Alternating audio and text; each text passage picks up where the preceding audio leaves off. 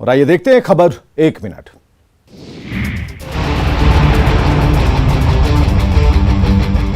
नवादा में शराब के कारोबार से जुड़े लोगों पर हर दिन नकेल कसी जा रही है। हर दिन शराब तस्करों के ठिकानों पर कार्रवाई हो रही है। शराब निर्माण से जुड़े हर ठिकानों पर पुलिस की दबिश पड़ रही है। एक बार फिर उत्पाद विभाग की टीम ने अवैध शराब निर्माण के खिलाफ छापेमारी की है।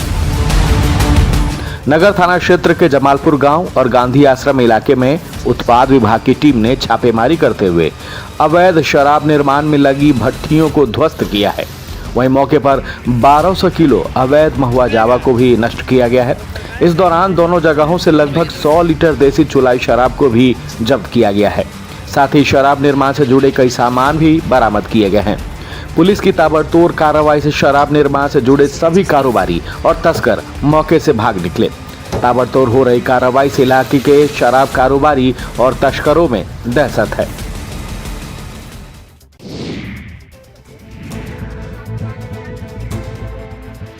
राज्य में एक तरफ शराब तस्करों को पकड़ने की जिम्मेदारी शिक्षकों को दी गई है, तो दूसरी तरफ नालंदा के एक स्कूल में शराब निर्माण का काम चलने से कई सवाल उठे हैं। सवाल ये कि कैसे स्कूल के परिसर में ही शराब निर्माण का खेल चल रहा है और विद्यालय प्रबंधन को इसकी भनक तक नहीं लगती। हालांकि गुप्त सूचना के आधार पर पुलिस ने कार्रवाई जरूर की है। स्कूल से भारी मात्रा में अर्धनिर्मित शराब बरामद की गई है। पुलिस की छापेमारी में अर्धनिर्मित शराब के साथ साथ शराब बनाने वाले कई सामान भी बरामद किए गए हैं। पुलिस ने अपने कार्रवाई में स्कूल का चप्पा चप्पा छान मारा। शराब तस्कर पुलिस की कार्रवाई देख भागने में सफल रहे। ग्रामीणों की गुप्त सूचना पर पुलिस ने यह कार्रवाई की है। हैरानी की बात यह है कि शराब को लेकर विद्यालय के शिक्षक की ओर से पुलिस को कोई जानकारी नहीं दी गई। पुलिस अब शराब कारोबारियों की तलाश में जुटी हुई है।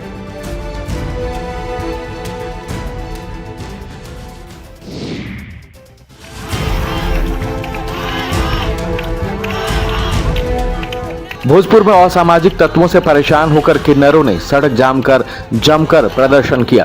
बीच सड़क पर टायर जलाकर किन्नरों ने पुलिस के खिलाफ नारे लगाए, पुलिस की कार्यशैली पर सवाल उठाए। सरैया में एक साथ रह रहे किन्नरों का कहना है कि उनके घर के आगे कुछ लोगों ने पटाखा छोड़ा और फिर दरवाजे पर हवाई फायरिंग भी की। इसकी शिकायत जब उन लोगों ने कृष्णागढ़ थाने की पुलिस से की तो बिना कार्रवाई किए उन लोगों को थाने से भगा दिया गया। किन्नरों का आरोप है कि आए दिन कुछ अराजक लोग उनके घर के आसपास पटाखे जलाते हैं। उन्हें डराने के लिए उनके घर के बाहर फायरिंग करते हैं, लेकिन पुलिस कार्रवाई करने के बजाय उन्हें ही थाने से लौटा देती है। थक हार कर उन लोगों ने प्रदर्शन का रास्ता अपनाया है ताकि उनकी आवाज पुलिस के बड़े अधिकारियों तक पहुंच सके और उनके इलाके में पटाखा चलाने वाले और फायरिंग करने वालों की पहचान कर कार्रवाई की जा सके।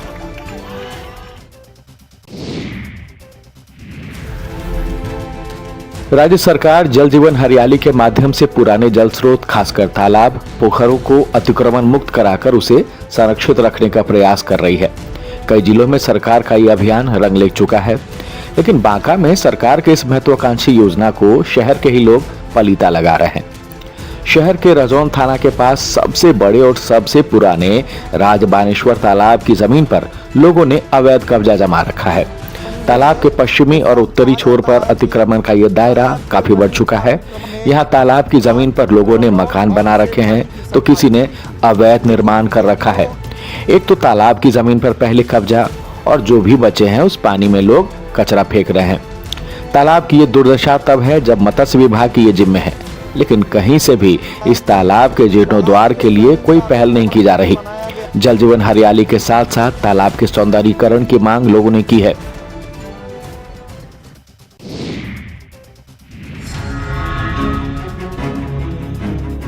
मधुबनी जिला को तालाबों का शहर कहा जाता है। पग पग पोखर वाले मधुबनी जिले में तालाब की देखरेख में लापरवाही के चलते कई तालाबों का अस्तित्व खतरे में है। मधुबनी में नेपाल से सटे बासोपट्टी में 52 बीघे में फैले बभनदई तालाब की पहचान जिले के सबसे बड़े तालाब के रूप में रही है, लेकिन अतिक्रमण और गंदगी के चलते यह ऐतिहासिक तालाब भी अपनी पहचान खोता जा रहा है। हालांकि लोगों की जुबान पर ही अब 52 बीघे वाली बभनदई तालाब की बात है। लोगों ने तालाब के हर तरफ खूब अतिक्रमण किया है। तालाब के हर छोर पर बड़े भवन दिख जाएंगे। साथ ही शहर का पूरा कचरा भी बभनदई तालाब में ही लोग फेंकते हैं, जिससे तालाब में सालों भर पानी के ऊपर जलकुंभियां नजर आती है। छठ के दौरान तालाब की सफाई जरूर की जाती है, लेकिन सिर्फ खाना पूर्ति कर फिर इसे बदहाल होने के लिए छोड़ दिया जाता है। कई संगठनों की ओर से तालाब को अतिक्रमण मुक्त कराकर इसके सौंदर्यीकरण की मांग की जा रही है। रामगढ़ के गोला रोड रेलवे स्टेशन पर लोगों की लापरवाही देखने को मिल रही है। लापरवाही से ज्यादा आप लोगों की मजबूरी कह सकते हैं। कहने को तो इस रेलवे स्टेशन को भव्य बनाया गया है, साफ सफाई पर भी खासा ध्यान रखा जाता है। कमी बस गोला रोड रेलवे स्टेशन पर फुट ओवर ब्रिज को लेकर है। रेलवे स्टेशन कई गांव के बीचों बीच बना हुआ है। ऊपर से रेलवे स्टेशन के रास्ते एक गांव से दूसरे गांव की दूरी भी कम है, लिहाजा फुट ओवर ब्रिज नहीं होने के बावजूद रेलवे पटरी को ही पार कर लोग एक छोर से दूसरे छोर चले जाते हैं। लापरवाही को लेकर जब सवाल पूछे जाते हैं तो ग्रामीणों का कहना है कि कई सालों से यहाँ फुट ओवर ब्रिज बनाने के लिए मांग कर रहे हैं, ताकि स्टेशन के इस पार से उस पार जाने के लिए रेलवे ट्रैक का सहारा ना लेना पड़े, लेकिन अब तक रेलवे की ओर से इस पर ध्यान नहीं दिया गया है। लिहाजा मजबूरी में ही सही, गांव के लोगों के साथ साथ कई बार यात्री भी जान जोखिम में डालकर रेलवे ट्रैक पार करते हैं, लेकिन आम लोगों की परेशानियों की तरफ किसी का ध्यान नहीं जाता।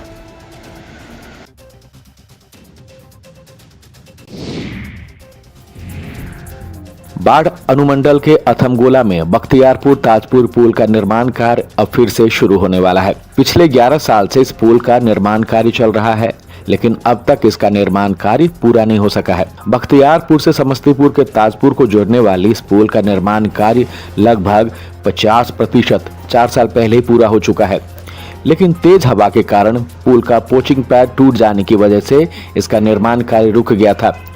पोचिंग पैड टूट जाने की वजह से पुल बना रही कंपनी ने इसे रोक दिया था। एक बार फिर लोगों को उम्मीद जगी है। उम्मीद ये कि पुल निर्माण का आधा काम जल्द शुरू होने से सफर की दूरियां कम होगी। पुल बन जाने के बाद नवादा नालंदा से आने वाली गाड़ियां उत्तर बिहार जाना चाहे तो पटना जाए बगैर समस्तीपुर पहुंच सकती है। इधर पुल के लिए किसानों की ली गई जमीन की राशि का भुगतान भी लगभग पूरा हो चुका है। फिलहाल अभी निर्माण कार्य शुरू हो ही जाए तो इसे पूरा होने में लगभग 3 से 4 साल लग ही जाएंगे।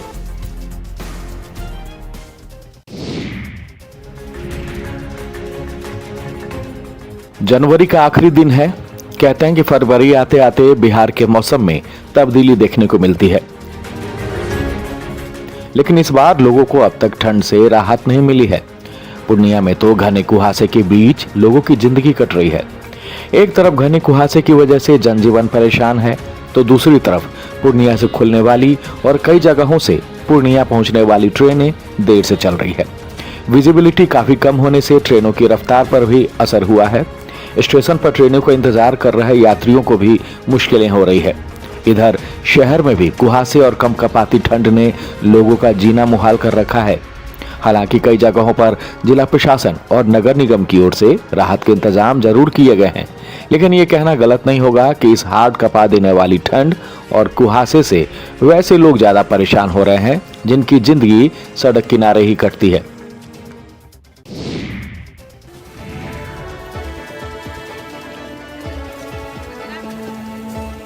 सुल्तानगंज के अजगैबीनाथ धाम में मौनी अमावस्या के दिन हजारों मिथिलांचल के कांवड़िया गंगा स्नान कर पैदल बाबा धाम के लिए रवाना हुए।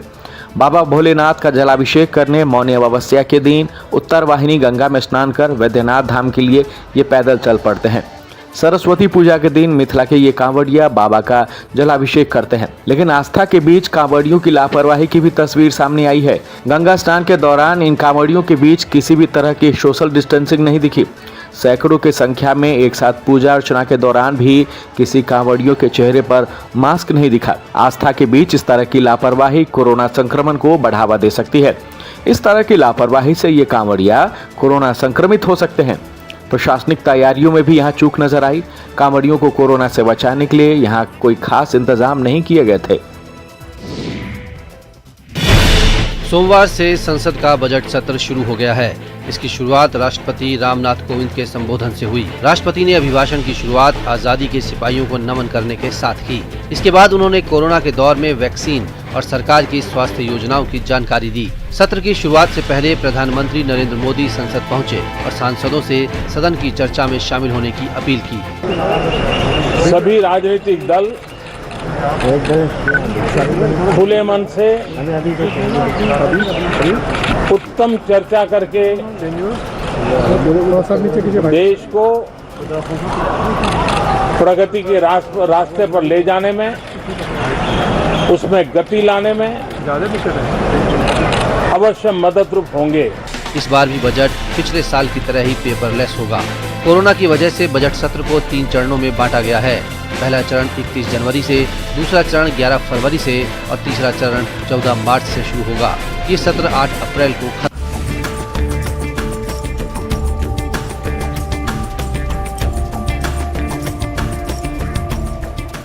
1 फरवरी को वित्त मंत्री निर्मला सीतारमण देश का आम बजट पेश करेंगी। इस बजट में ही अब रेल बजट भी शामिल होता है, यानी आम बजट के साथ ही रेल बजट भी शामिल होगा। ऐसे में लोगों की निगाहें इस बात पर टिकी है कि आखिर इस बजट में क्या खास होगा। क्या वित्त मंत्री रेल किराए में छूट देंगी? क्या माल भाड़े में कोई बदलाव होगा? क्या ट्रेनों की संख्या बढ़ाई जाएगी? आम बजट के दौरान केंद्र सरकार की ओर से पेश होने वाले रेल बजट को लेकर रेल यात्रियों में सवाल भी है, उम्मीदें भी हैं, मांगे भी हैं, साथ ही उत्साह भी है। रेल यात्रियों को उम्मीद है कि इस बार के बजट में रेल किराया नहीं बढ़ेगा और यात्रियों को मिलने वाली सुविधाओं का केंद्रीय वित्त मंत्री ध्यान रखेंगे। दरअसल भारतीय रेल के साथ सिर्फ देश के निम्न और मध्यम वर्ग का ही रिश्ता नहीं है, बल्कि रेलवे के साथ तो देश के उच्च वर्ग का भी गहरा और पुराना रिश्ता रहा है।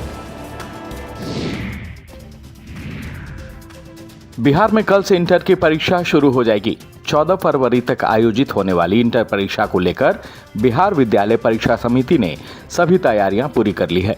लगभग 13.5 लाख परीक्षार्थी इस बार इंटर की परीक्षा में शामिल होने जा रहे हैं। इनमें से छात्राओं की संख्या 6,48,518 है, तो छात्रों की कुल संख्या 6,97,421 है। इस बार इंटर परीक्षा को लेकर राज्य भर में कुल 1,471 परीक्षा केंद्र बनाए गए हैं। परीक्षा से संबंधित किसी तरह की परेशानी होने की स्थिति में Bihar board exam control room के साथ साथ हेल्पलाइन नंबर्स भी जारी किए गए हैं। छपरा, नवादा, गोपालगंज, सीतामढ़ी जैसे कई जिलों में इंटर की परीक्षा को लेकर विशेष तैयारी है। परीक्षा कदाचार मुक्त कराने को लेकर खास तैयारियां हैं। नकल मुक्त परीक्षा के लिए परीक्षा केंद्रों पर CCTV कैमरे भी लगाए गए हैं। 2 सिटिंग में इंटर की परीक्षा होगी। पहली सिटिंग में और दूसरी सिटिंग में दोपहर 3:15 बजे ले ली जाएगी।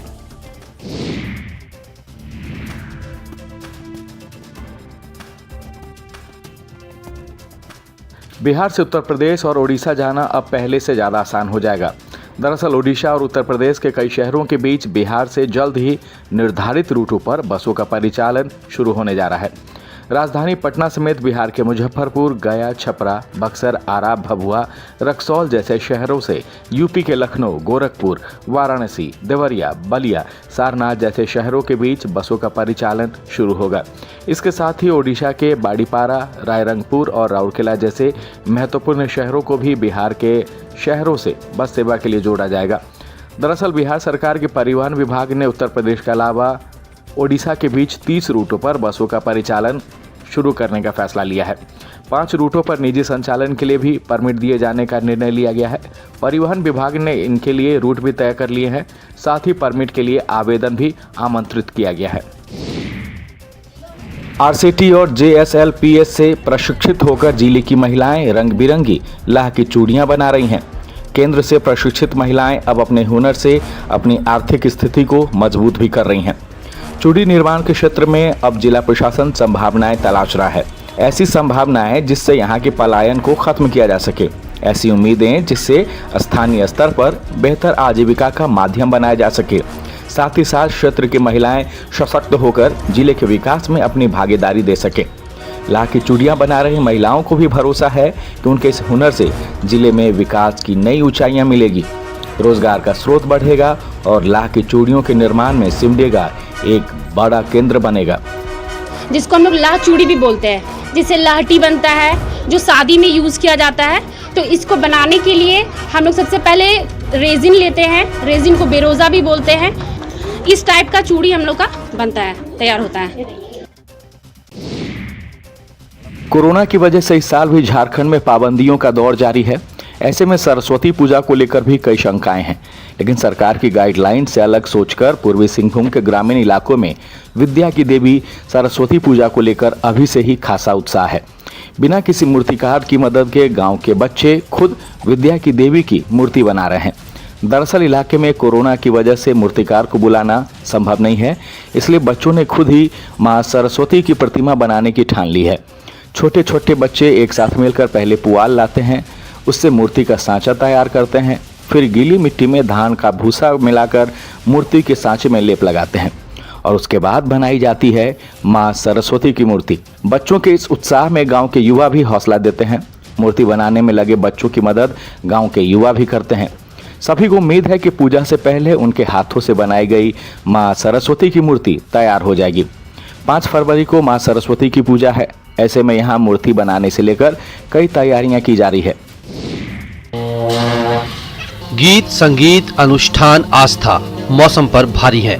तस्वीरें लद्दाख की स्पुतिक गस्टर की हैं।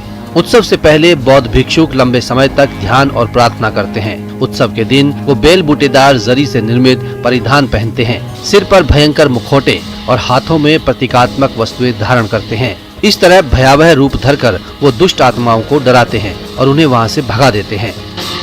इस नृत्य का उद्देश्य है मानवता की भलाई के लिए दुष्ट आत्माओं का अंत। 2 दिवसीय त्योहार का मकसद बौद्ध समाज में शांति और भाईचारे को कायम रखना है, ताकि समाज नित नए प्रगति के आयाम तय करे। हिमालय के बौद्ध मठ, जो अमूमन शांत होते हैं, इस उत्सव के समय जीवंत हो उठते हैं। रंग बिरंगे चटक और भव्य परिधान धारण किए लामा संगीत के सुरों पर थिरकते और झूमते हुए नजर आते हैं। गौरतलब है कि लद्दाख के लोग अपने कल्चर से बहुत प्यार करते हैं, चाहे डेली रूटीन हो या फिर कोई फेस्टिवल। ये अपनी परंपरा को निभाने से पीछे नहीं हटते।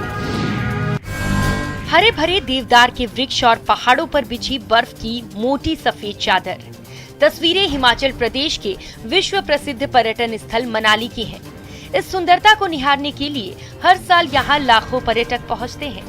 इन दिनों भी मनाली और इसके आसपास के पर्यटन स्थलों पर पर्यटक भारी तादाद में पहुँच रहे हैं और बर्फबारी का लुत्फ उठा रहे हैं। मनाली और इसके आसपास के क्षेत्रों में बीते दिनों हुई बर्फबारी यहाँ के पर्यटन कारोबार के लिए संजीवनी बनकर आई है। इसका ऐसा है, बर्फबारी का ऐसा है, बर्फबारी टूरिज्म के लिए एक संजीवनी साबित हुई है। जब जब स्नोफॉल होता है तो टूरिस्ट की जो संख्या है काफ़ी बढ़ती है। पिछले कई सालों से बर्फबारी बहुत अच्छी हुई है और सभी को रोजगार मिल रहा है यहाँ पे, स्कीइंग, पैराग्लाइडिंग, सभी एडवेंचर जो भी है। बर्फबारी न केवल पर्यटन कारोबार के लिए फायदेमंद साबित हो रहे हैं, बल्कि घाटी के बागवान भी इस बर्फबारी का फायदा उठा रहे हैं। बर्फबारी सेब की फसलों के साथ साथ दूसरी फसलों के लिए भी संजीवनी बनकर आई है। और खबरें लगातार जारी हैं, बने रहें हमारे साथ।